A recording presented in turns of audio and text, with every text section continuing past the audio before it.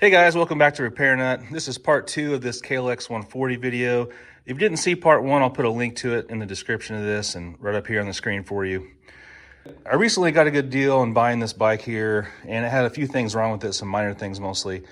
So far, all the things we replaced in part 1 didn't cost me any more money because I had some handlebars laying around that were for a bigger bike, but I was able to cut them down to the right width in that video. I also had those grips laying around in my barn for years. I was able to use those, and the seller gave me some new levers. The old levers were bent and broken. So we got the front end all straightened up here with some new parts on the bars and grips and levers. And as you saw in that last video, I found out the chain sprockets were extremely worn out. Just to show you here again, the chain is really sloppy on that sprocket. That sprocket's worn out, that chain's worn out, and the front and back sprocket both need to be replaced along with that chain. I did order up some new sprockets there. I got some kind of cheaper, just JT sprockets, which is fine for what I need on this 140 I'm just going to be putting around on. And I was also able to get a new countershaft sprocket cover and the related hardware on eBay for really cheap. It was like 15 bucks, I think, with free shipping. So I'll be able to go ahead and replace that since someone removed it some years ago there. So the rear tire is extremely worn out here. You can see there's not much left of the height here. The good news for me is I have a buddy that has some kids that race minis, and he had some old 14-inch rear tires laying around that are takeoffs. Basically, they've only been used once or twice in races, and he takes them off and puts a new one on. So he gave me a very gently used rear tire that I'm going to use to put on here again. So that's no cost to me. As you can see, it's only got slight wear on one side here, one edge. So I'll just flip this tire around so that the edge that has never been used is facing the front there. So it's like basically a brand new tire on that, going that direction. And you can flip tires around like that. And it's true, yes, if you do that too much, or if you have a powerful bike, like let's say a 450, you're gonna start tearing knobs off if you use a tire and then flip it around and use it some more. But on this little 140 that I'll be putting around on, this is gonna be just fine for me. I did notice that as the bike sat here, the rear tire also went flat sitting here, so must have a leaky tube or valve stem. So with that in mind, I went ahead and ordered up a new tube. That's what's in that little bag there. So I've got new tube, sprockets, and that tire I'm going to be putting on in this video, and a chain. I have a chain that should be arriving today, getting delivered today. First step is to get this bike up on a stand and get that rear wheel removed. Okay, now before I get this bike up on a stand, I will check the wheel bearings as well. To do that, you can leave it on a kickstand and just lean the bike over so the rear wheel's off the ground. See if you can feel any play in the wheel, basically side to side. I don't feel anything. It tells me the bearings are good, or at least good enough for what I need. If you have a lot of excessive play back and forth, then you probably have wheel bearings that need to be replaced. Okay, to get this rear wheel off, we'll have to obviously put it on a stand. But before you put it on a stand, it's probably a good idea to go ahead and break loose this axle nut. It's a 19 millimeter, so I'm going to use this wrench and just get it loose. All right, now I'm going to go ahead and get this bike up on a stand.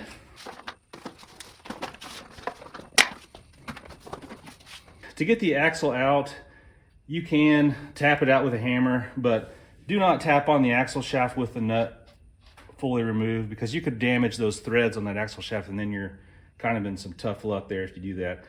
So go ahead and leave the nut loose, but still on to the axle. That way you don't damage the threads, and just tap it out with the hammer. The more that you tap, the more it comes out, the more you can kind of loosen that nut. And if it gets mostly out, go ahead and take that nut all the way off in the washer. And there's a little spacer here that you use to tighten the chain with and whatnot. So go ahead and take this off of this side.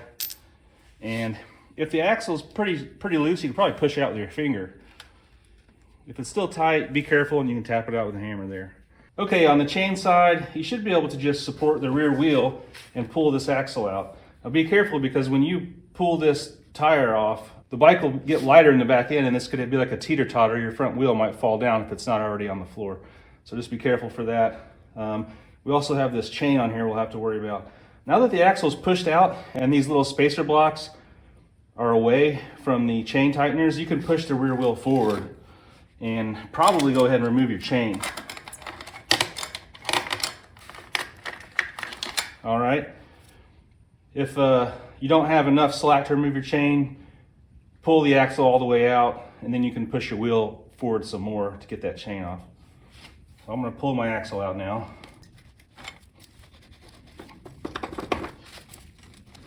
All right, now mine's getting hung up in there. So I do have a pretty big punch that I'm not gonna, it won't get stuck in the hollow axle, you know. I'm gonna stick it in there and kind of tap it out. All right, once you kind of break it free with the punch, you should be able to pull it out now. And once your chain's off, your wheel just come off. I ended up making a separate video on how to replace a tire. So if you want to watch that, I'll put a link to it here and also at the end of this video. While I got this tire off, I'm going to go ahead and change this rear sprocket now. Okay, the rear sprocket is just held on by 4 nuts here. So we're going to go ahead and take them off. They're 12 millimeter.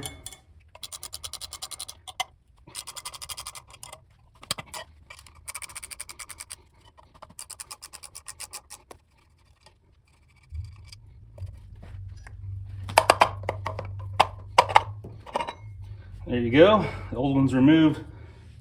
New one's right here. I went with the same amount of teeth. The stock amount of teeth is 50 teeth on this bike, on the back. Make sure there's no grime or debris where you're going to put this, where you're going to install it there.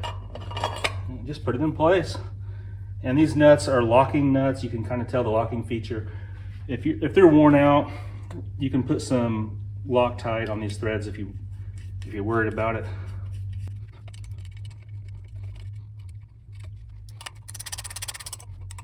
Tighten them up one across from the other, like a crisscross pattern. And just get it about as tight as you can get it. Don't go crazy. With a small wrench like this, you're not going to really over torque it if you pull on it pretty hard. Okay, now this rear wheel is ready to get reinstalled. Okay, I'm going to go ahead and prep for my chain replacement. So if I had this to do over, I would have taken my chain off first, but it's no big deal. I'll take it off here in a little bit. But since we have brand new sprockets and a brand new chain on here, we're gonna need to screw in these chain adjusters, because, you know, as this chain wore out that's on here now, the prior owner likely had to tighten the chain, and the new chain with new sprockets won't have as much wiggle room, you know. So we're gonna have to get this loose, and I'm gonna go ahead and screw these in, I don't know, 1/4 of an inch on each side, just to get ready for that new chain and sprocket install. So I've never had this chain adjuster loose. I don't know if it'll easily come out or not, but I'm gonna go ahead and squirt some PB Blaster on them, both sides, just in case. Okay, get yourself a 12 millimeter wrench. You'll have to use the open end and get these lock nuts loose. Turn them there. Make sure you turn them the right way to loosen them. This one is a little tight. Okay, I'm gonna go ahead and thread them out quite a bit there.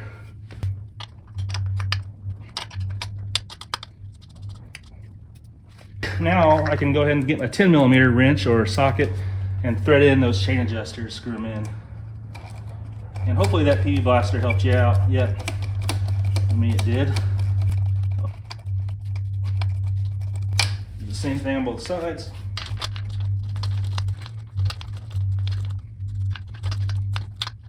I'll go ahead and put these wheel spacers back on. I cleaned them up a little bit. They're identical, so it doesn't matter which side they go on. And I've already taken the axle. I've cleaned it off with a rag. And if you have some corrosion, take care of that with some sandpaper or something if you can. And I've just put a really thin layer of grease on this shaft. This grease isn't going to help your wheel roll any better, because that's what your wheel bearings do. But this grease is going to help you so that this shaft doesn't get seized on there, and it makes it easier to remove the next time around, basically. It's just good maintenance practice. So with this ready to go, make sure your spacer is already on the axle here. And let's get ready to go ahead and install the wheel. Pull your chain a little bit out of the way so your sprocket will go in the right spot. You're gonna have to watch your brake pads over here on the right side. Make sure you fit the disc, your brake rotor up in between those pads.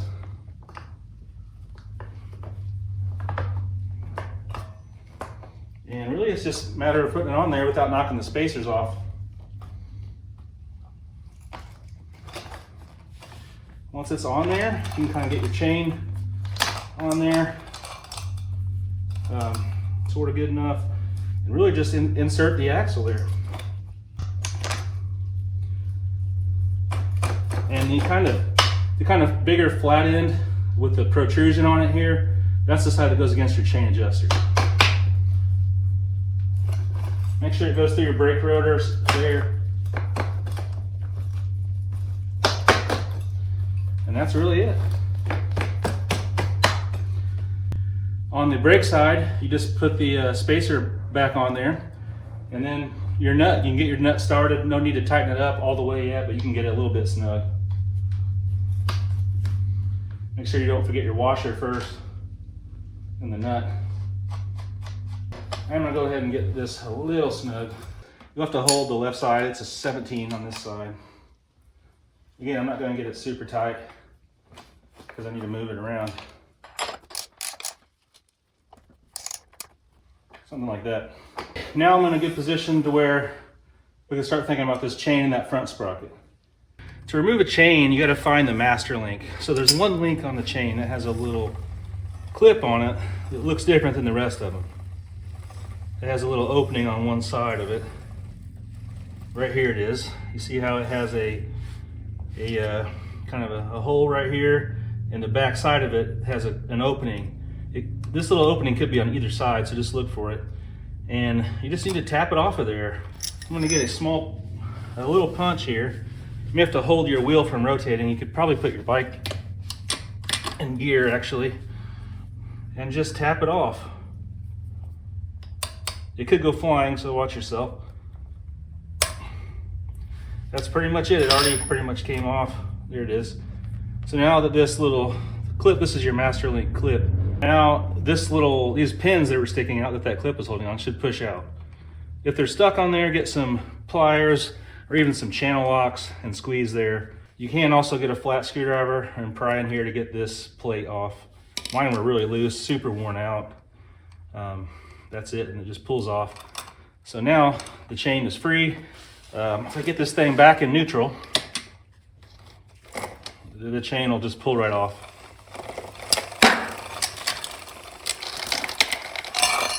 There you go, easy chain removal. Okay, let's change this front sprocket out. It is really worn out.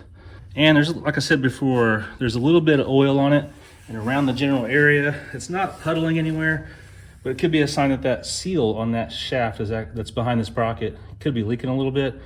It's not puddling. I'm not super worried about it, but I do need to keep an eye on that. If it gets worse, I'll probably ought to change that seal back behind there. I do have another video on a KX250 changing that seal out if you want to see that. To remove this sprocket on this bike, it's just a little circlip or a C-clip. You can use some tiny needle nose pliers to get it off, but that makes your life a little harder. If you have some snap ring pliers, that does the trick a lot better. So just put them on there. Now watch this. This is one of those clips that could fly off and go somewhere in your shop. So I'm gonna put it in gear so it doesn't rotate too much on me. And get it in there and really just try to work it off. Try not to bend it too much if you're going to reuse it. There it was, it kind of flew off. Here it is. And it's not too misshapen.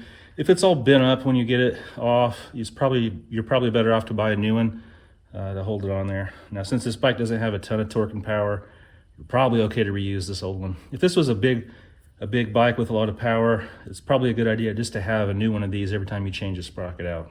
This ought to just pull off of there now. There you go. And these front sprockets are super cheap for these steel ones anyways. So do yourself a favor and get yourself a new one. The stock teeth count on this bike is 14 teeth on this front. I'm gonna stick with that. Go ahead and slip it on there. And let's work this clip on.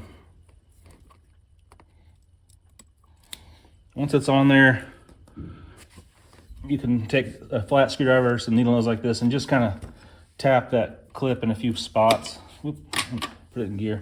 Tap that clip in a couple places to make sure it's seated in that groove. Looks good to me. Now our front sprocket's on, our back sprocket's on, and tire. Only thing we got to do now is the chain. Okay, I ended up getting a pretty decent chain here for this bike. One thing to note, these chains on these bikes are 428 size. So most chains that you'll find on bigger dirt bikes are 420 size. That indicates the pitch of the chain links, or the spacing between the chain links, if you will, to kind of match up with the spacing between the sprocket teeth and whatnot. So these 140s are 428 size, and the stock number of links is 122. So I just got a stock length, and we're gonna go ahead and install that here now. So it should have came with a new master link also. I'm just gonna run it around here, it's pretty easy.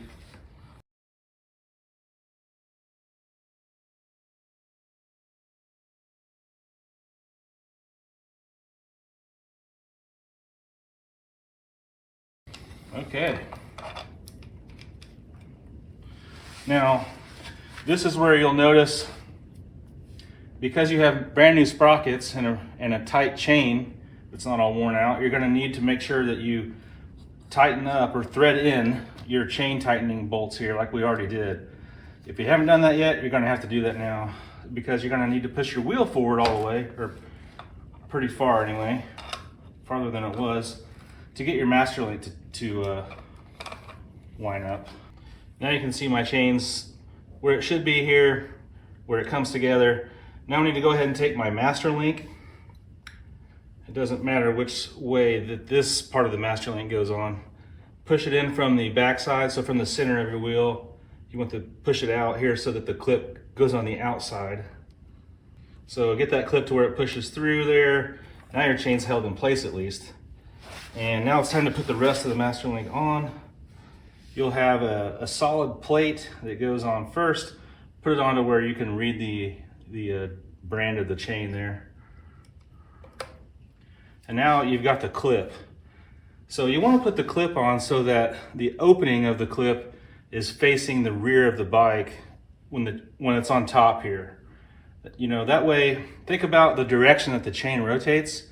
You want the opening of the clip pointing backwards as it's rotating, because the reason why is if you put it on there facing forwards and it's rotating around, you know, if you run over a stick or some leaves and a bunch of gunk, some mud, whatever else gets stuck up in your engine area there, it could theoretically push on your master clip here and pop it off, and then you lose a chain. So that's why you put the clip on facing backwards, that way it can't push itself off. It should be pretty easy to put the master link clip on these small bikes. If you have a bigger bike with an O-ring chain, sometimes it's a tight fit, and you have to squeeze that really hard with some pliers to get the chain to be narrow enough for the pins to stick out far enough, you know. But on these bikes like this, it should be pretty easy. I can see the grooves that the clip go on. So just put it on there like this to where it's sticking out.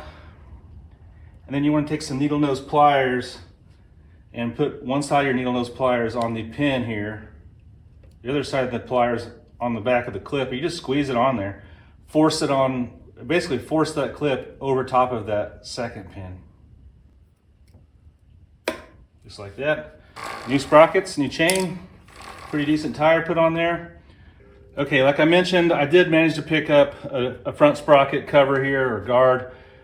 This bike didn't have one on it when I bought it, so I found this on eBay for like 15 bucks. It came with the guard, the case saver, and the hardware, the little spacer and whatnot. So a lot of people take those covers off because it's easier to clean the mud out and whatnot, but I just like it to be covered just for my own safety, I guess, and just because I like the bike to be as it was meant to be. Plus there's a wire right here. And that wire right now, you see that? It's very prone to getting damaged. A stick or anything could get stuck up in there and really break that wire, and then you're kind of up a creek at that point. So let's get this metal thing on first. The metal's kind of the case guard, like I said.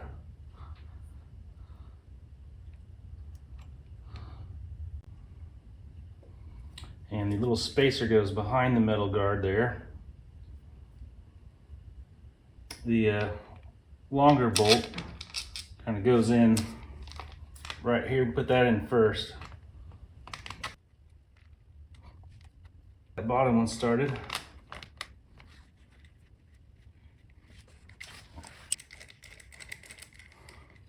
Make sure that wire's not pinched in there.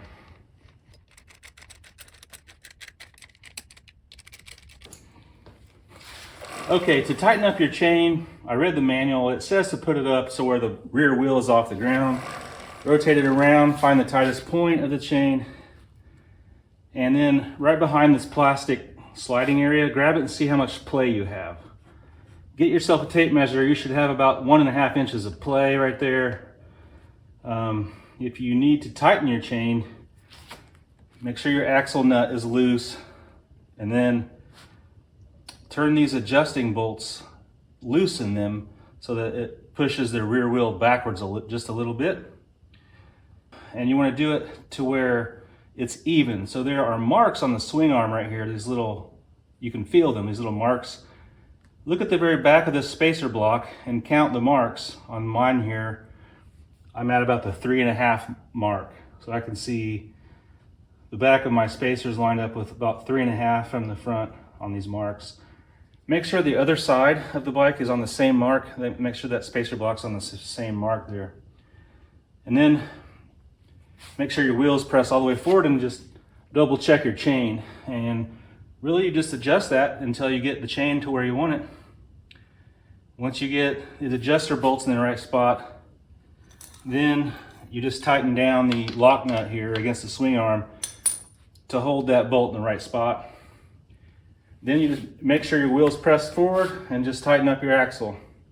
So I've already done that. I've tightened this up. I failed to get it on video, but it's very easy to do. Feel free to ask questions in the comments if you need to. So now I'm gonna get the bike off the stand, set it on the ground, make sure that chain still looks decent, because when the suspension moves, it will get a little bit tighter, you know.